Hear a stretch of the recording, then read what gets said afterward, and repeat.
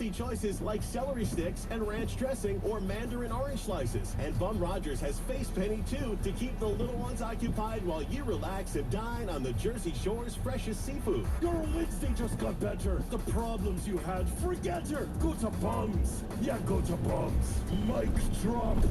Bum Rogers Crab House, 2207 Central Avenue in South Seaside Park, and at bumrogerstavern.com. My name is Gabriel Jasper, MD. I'm from the Jasper Spine Institute. I am an interventional pain physician. We got Vinny today. His main problem was that he couldn't walk very far. He'll tell you all about it. So, Vinny, how you doing today? I'm doing wonderful, doctor.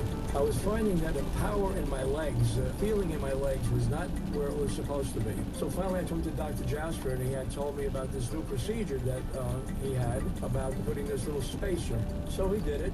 I don't remember how long it took. It wasn't long. I guess it was maybe half an hour, something like that. Believe it or not, when I got off the table to stand up for the